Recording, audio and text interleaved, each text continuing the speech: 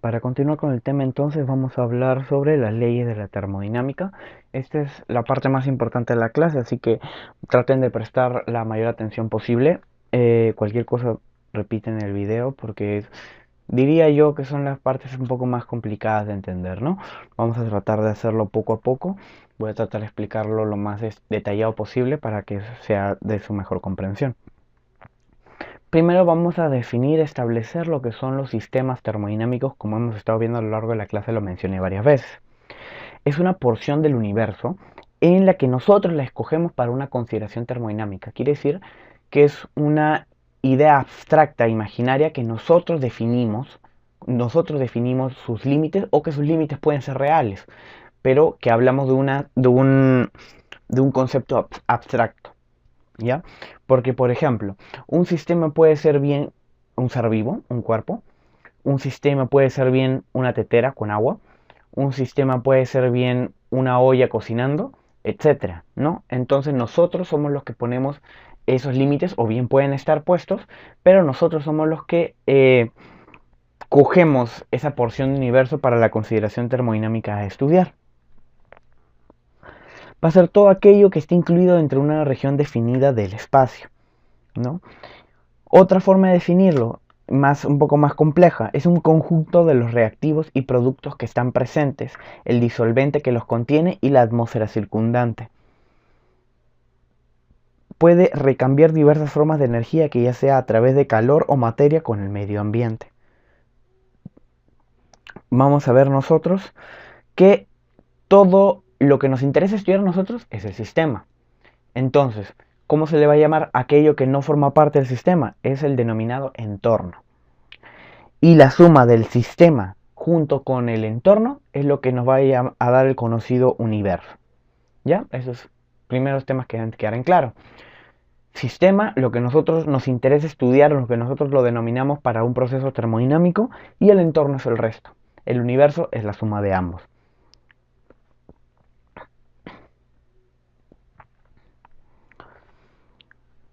Ahora, vamos a tener tres tipos de sistemas termodinámicos básicamente. Un sistema termodinámico abierto, en el cual va a haber intercambio de materia, quiere decir, va a haber materia que ingresa al sistema y materia que sale del sistema, al igual que intercambio de energía, energía que entra y energía que sale de dicho sistema. Vamos a tener el sistema cerrado, el cual no permite el intercambio de materia con el entorno, pero sí permite el intercambio, el ingreso y el egreso de energía entre el sistema y el entorno. Y el sistema aislado va a ser aquel en el cual no hay intercambio de energía y tampoco de materia con respecto a su entorno. Tomemos, por ejemplo, un, estas situaciones, ¿no? Un vaso con agua lo podemos considerar un sistema abierto, ¿sí? Intercambio materia, que sería el líquido, e intercambio energía. Otro, por ejemplo, es el sistema cerrado, un vaso tapado. No podemos meterle más agua a un vaso tapado, pero no quiere decir que no pueda pasar aire o que no pueda pasar luz a este vaso, ¿no? Que sería forma de energía la luz. Y un sistema de tipo aislado sería el termo, en el cual no ingresa ni luz, como por ejemplo que sería la energía, ni agua, que sería la materia, ¿no? Para que se deje entender un sistema abierto, un sistema cerrado, un vaso tapado y un sistema aislado como un termo. Entonces, ¿qué somos los seres vivos nosotros? A los seres vivos básicamente somos un sistema termodinámico de tipo abierto, pero que nos encontramos en un estado estacionario. ¿Qué quiere decir un estado estacionario? Que el intercambio entre materia y el intercambio de energía, ambos se encuentran en equilibrio. Quiere decir que nosotros expulsamos tanta materia como materia ingresa a nuestro cuerpo, y que expulsamos tanta energía como energía ingresa a nuestro cuerpo. Y básicamente los seres vivos somos máquinas químicas que operamos a una temperatura y a una presión constante. Quiere decir que somos un sistema de tipo isobárico e isotérmico. Vamos a ver entonces nosotros la primera ley de la termodinámica. Ley muy conocida, seguramente ya la conocen también del colegio. En una frase resumida, la materia no se crea ni se destruye, solo se transforma. ¿No es cierto? Es lo que dice la primera ley de la termodinámica. Es el principio de conservación de la energía. ¿No es cierto? Ahora, lo que les dije en la frase, la materia no se crea ni se destruye, solo se transforma, lo aplicamos igual con la energía. Esta energía no se crea ni se destruye, simplemente se va a transformar en otra forma de energía. Y la energía total del universo siempre se mantiene constante. Quiere decir que siempre está la misma energía ahí, solo que en formas distintas. Y se va a expresar como la variación de energía va a ser igual a la suma del trabajo más la suma del calor, ¿no? Entonces se le va a asignar un valor positivo a ambas variables cuando entran a dicho sistema y un valor negativo para cuando salen de dicho sistema. Anteriormente al símbolo de trabajo se le ponía un símbolo negativo en el caso de que entrara un sistema y un símbolo positivo en el caso de que saliera el sistema. Ahora, ambas denominaciones en realidad son correctas, pero simplemente hay que especificar cuál se está usando para no hacer confusiones a la hora de hacer cálculos. En este caso yo estoy usando la ecuación que dice que en ambas variables se le pone el signo positivo cuando están ingresando al sistema y negativo cuando están saliendo de dicho sistema. Vamos a hablar ahora sobre unas cuantas variables termodinámicas, ¿no? Vamos a ver primero el término de entropía. ¿Qué es la entropía? Básicamente, si nosotros nos ponemos en palabras sencillas, va a ser el grado de desorden, la magnitud de desorden que va a tener un sistema. Otra forma de describirlo es la energía que no puede utilizarse para producir un trabajo, ¿no? La entropía básicamente va a ser ese grado de desorden, ese grado de energía no utilizable que presenta un sistema. Y este nos va a permitir a nosotros determinar la espontaneidad con la que se pueden o no dar las reacciones. Mientras que su contraparte, la entalpía, va a ser la fracción de energía que se utiliza para realizar un trabajo. Determina también el contenido calórico de un sistema. Y dicho esto, ya que determina el contenido calórico, refleja de misma manera el número de enlaces químicos de los reactivos y los productos, puesto que, como sabemos, es de los enlaces de su ruptura en la que se produce o se requiere la energía, ¿no es cierto? Entonces va a determinar, esos enlaces también son los que determinan dicho contenido calórico, por ello refleja su número de enlaces. Y nosotros hacemos referencia que cuando tenemos un valor de entalpía positivo, hablamos de una reacción o un proceso de tipo endotérmico que requiere energía. Y cuando es un valor de tipo negativo, hablamos de un proceso, de una reacción de tipo exotérmica. Quiere decir que va a producir calor, ¿no es cierto? Perdón, endotérmico que requiere calor, consume calor, mientras que el exotérmico emana calor, ¿no? La entropía se representa con el símbolo la letra S, mientras que la entalpía se representa con la letra H, ¿no? Van a ser dos variables importantes. ¿Por qué? Porque las vamos a utilizar para explicar también parte de la segunda ley de la termodinámica, en la cual, ¿qué dice? Que la entropía del universo siempre va a aumentar en todos los procesos químicos y físicos. Que recuerden que era ustedes la entropía. La entropía era la fracción de energía que no se utiliza para hacer un trabajo, que no se puede utilizar más bien. O también es con la expresión cuantitativa del desorden del sistema. ¿Y qué nos dice la segunda ley de la termodinámica? Que esta entropía, este desorden, siempre va a aumentar. Siempre va a estar en tendencia de aumento. La entropía total en el sistema, en el universo, nunca puede disminuir. Siempre va a estar tendiendo al aumentar. Y en esto también nos podemos fijar en un concepto que dice que no es posible construir una máquina cíclica que haga nada más excepto que convertir calor en energía mecánica. ¿A qué nos referimos? Que siempre va a haber una interacción entre el sistema y el entorno, de tal manera que los procesos químicos que se lleven a cabo dentro del sistema van a terminar generando un incremento de la entropía a nivel del entorno. Quiere decir que van a generar mayor desorden. Vamos a verlo en un par de imágenes para tratar de entenderlo un poco mejor, ¿ya? Esta ley de la termodinámica va a marcar en sí la dirección en la que pueden ocurrir o no los procesos termodinámicos. Quiere decir si van de reactantes a productos o de productos a reactantes. Para ello vamos a agregar un concepto más, que es la energía libre, que ya vamos a explicarlo mejor más adelante, la energía libre de Gibbs, que se describe como la variación de la energía que va a ser igual a la variación de la entalpía menos la temperatura absoluta en grados Kelvin multiplicado por la variación de la entropía. Si este valor de energía libre es menor a cero, la reacción va a ser de un tipo espontáneo y exergónica, quiere decir que va a emanar energía. Mientras que si esta variable es de un valor positivo mayor a cero, quiere decir que el proceso va a ser no espontáneo y va a requerir energía, va a ser endergónica. Pongámoslo así en un ejemplo mecánico, ¿sí?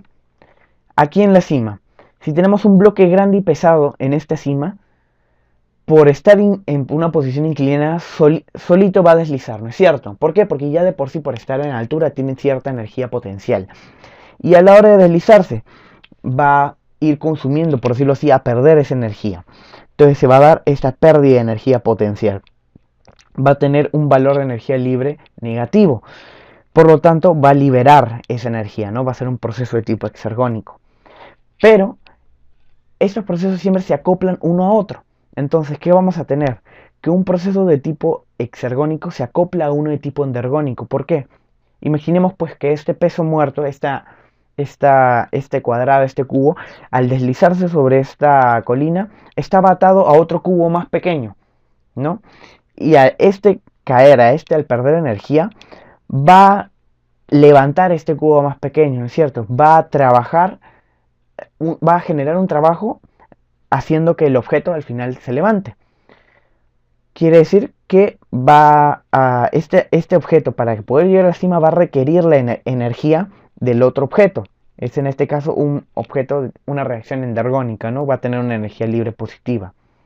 Mientras que este cubo caía perdiendo energía, por decirlo así, este cubo subía requiriendo la energía de la caída de este objeto. ¿Me dejo entender? Es una relación básicamente. ¿Y cómo lo podemos ver nosotros, por ejemplo, en una reacción química? Veamos dentro de la glucólisis. Uno de los primeros pasos que van a ver más adelante es la conversión de glucosa a glucosa 6-fosfato. En dos reacciones, la primera reacción, la glucosa más una molécula de fósforo inorgánico va a formar la glucosa 6-fosfato, puesto que se le va a agregar esta molécula de fosfato a uno de los enlaces de la glucosa, en el carbono 6. Este va a ser un proceso que en sí requiere energía para la formación de ese enlace. Por lo tanto, es un proceso que no es de tipo espontáneo, es endergónico.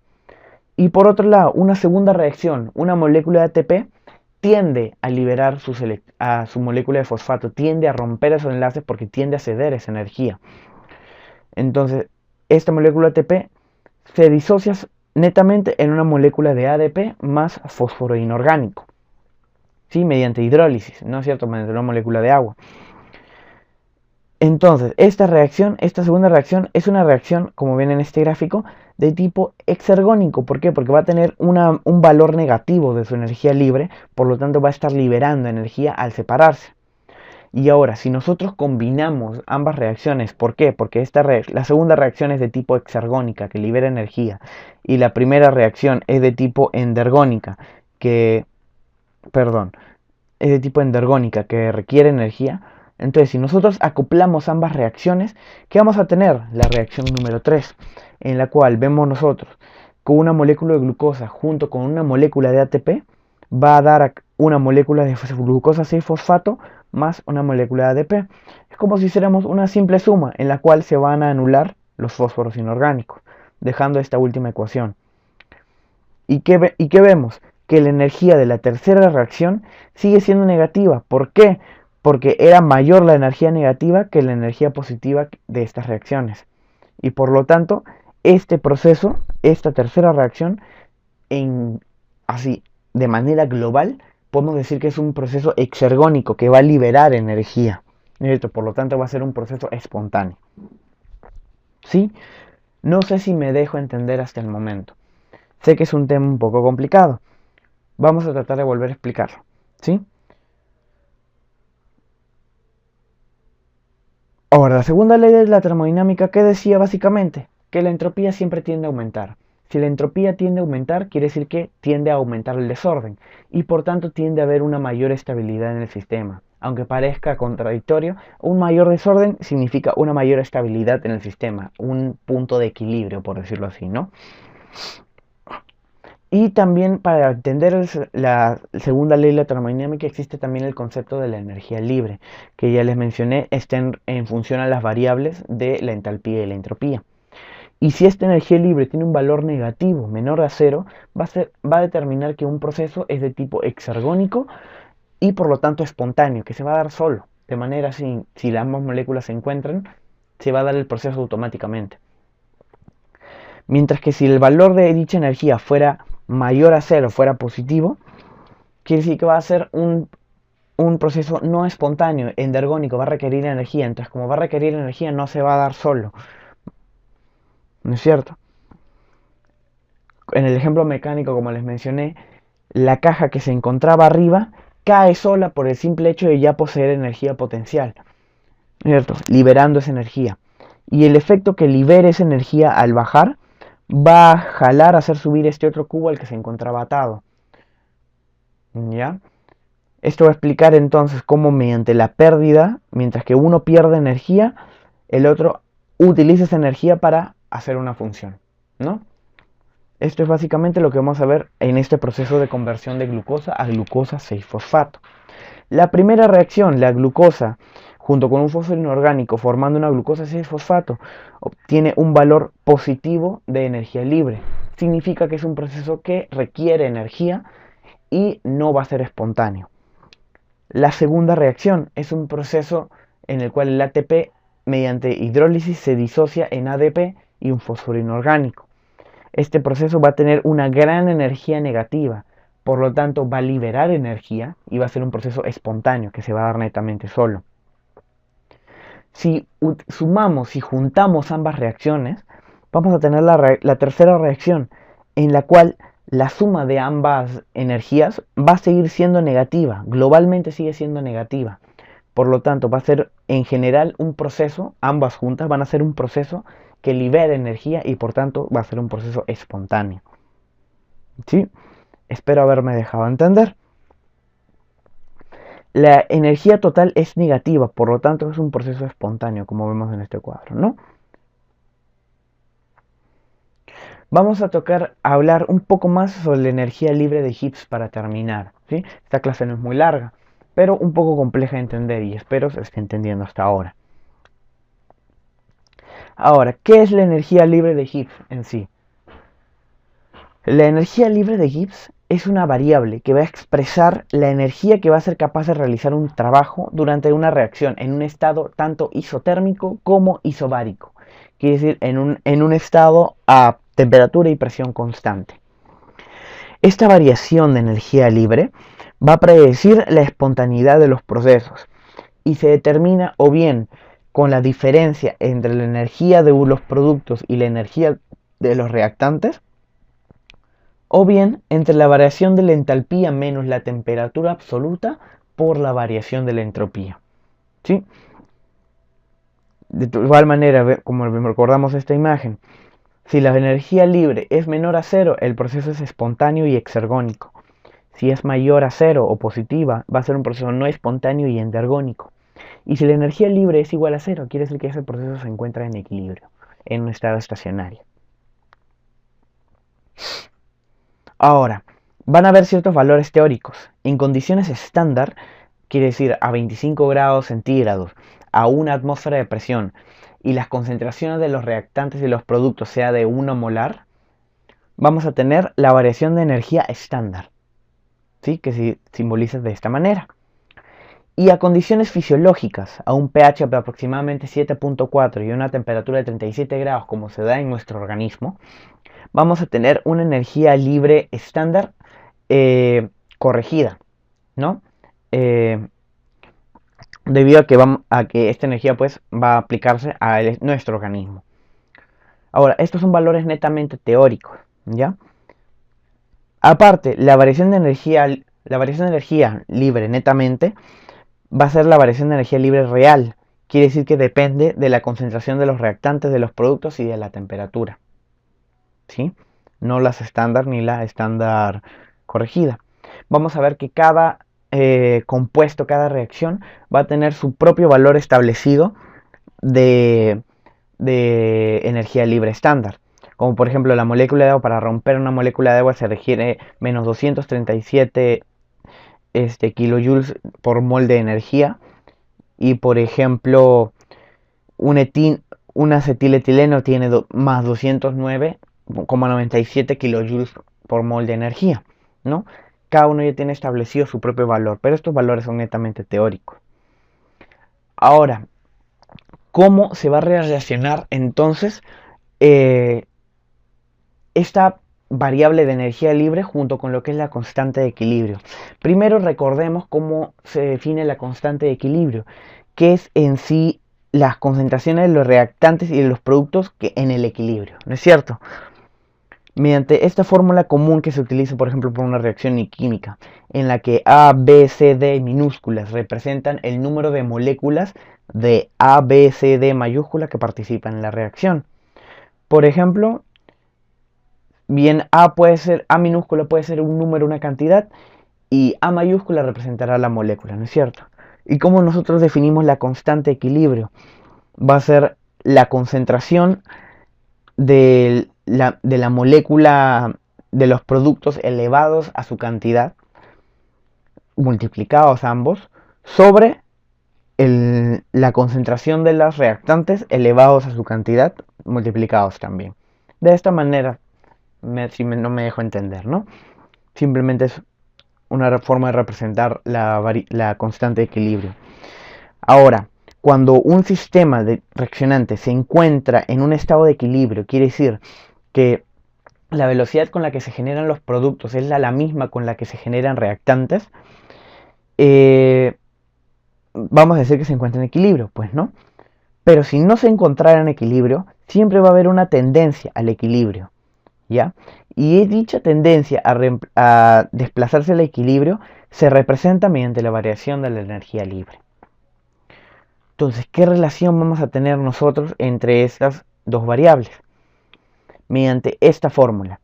La variación de la energía libre real, va a ser igual a la variación de la energía libre estándar sumado a la constante R de los gases multiplicado por la temperatura absoluta multiplicado por el logaritmo neperiano de la constante de equilibrio. ¿Sí? En situaciones en equilibrio, en situaciones de estándar, perdón, no en situaciones estándar, en situaciones de equilibrio, el valor de la energía libre real va a ser igual a 0, puesto que no va a haber una tendencia al equilibrio si es que ya está en equilibrio. Entonces, si el entorno, el sistema, se encuentra en equilibrio, este valor de energía libre es 0, entonces nos va a quedar a nosotros la fórmula, que la variación de energía libre estándar va a ser igual a menos la constante de los gases R, multiplicado por la temperatura absoluta, multiplicado por el logaritmo neperiano de la constante de equilibrio, ¿no? Esta es la fórmula que las relaciona a ambos. Pero en un estado de equilibrio, este valor de aquí va a ser 0. La energía libre va a ser 0, puesto que no va a haber tendencia al equilibrio si ya está en equilibrio, quedándonos esta fórmula. Y de la misma manera, para la energía libre estándar corregida, va a tener también su constante de equilibrio corregida, ¿no? La constante de los gases va a variar, va a ser un valor variable dependiendo de las unidades con las que se utilice. Una de las más comunes, por ejemplo, es el joule por kilomol o las calorías por kilomol, ¿no? Como vemos, varía su valor dependiendo de la unidad que se utilice. Ahora, ¿qué vamos a tener nosotros? Vamos a tener que la constante de equilibrio, a medida que varíe, va a variar también el valor de la energía libre estándar corregida.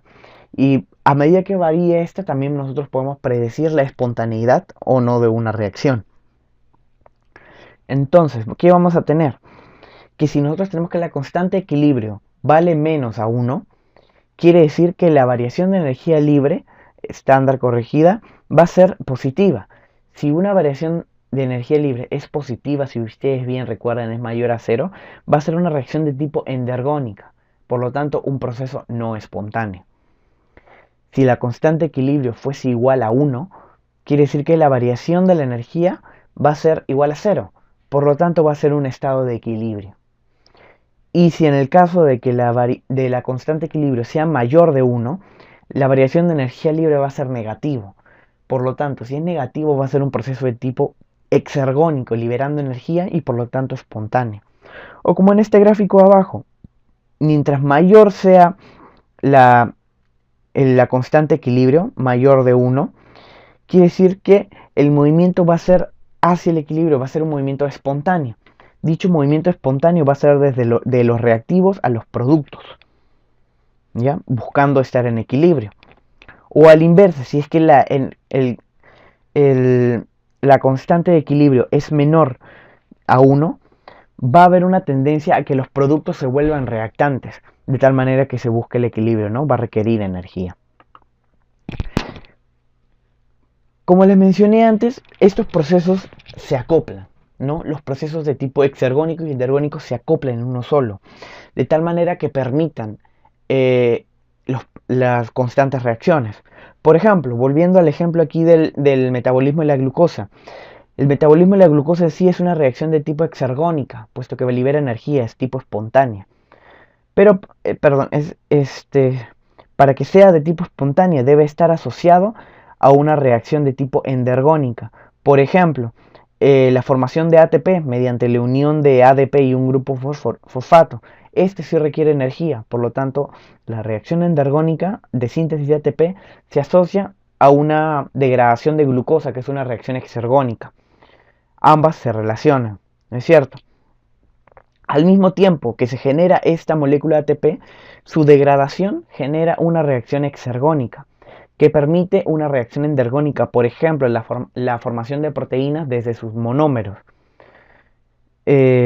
o una síntesis proteica. De tal manera que la reacción exergónica siempre es cuesta hacia abajo. Quiere decir que va a ser como una cascada, ¿no es cierto? Una cascada, liberando siempre calor al final, y ese calor es disipado al entorno, aumentando su desorden, aumentando la entropía, respetando siempre la segunda ley de la termodinámica. ¿Ya? Normalmente los procesos de degradación, de catabolismo, como vimos en la primera clase, son aquellos que liberan energía. Por ejemplo, esa degradación de glucosa libera energía exergónica, va a ser espontánea. Los catabolismos siempre suelen ser más espontáneos, mientras que los procesos anabólicos, los de síntesis desde monómeros hasta polímeros, como de los aminoácidos a proteínas, siempre requieren energía, van a ser procesos no espontáneos, ¿no?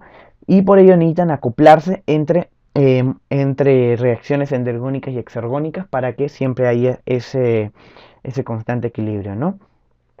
Ahora, una característica de las energías libres, como vimos antes, pero no mencioné específicamente, es que las energías son aditivas.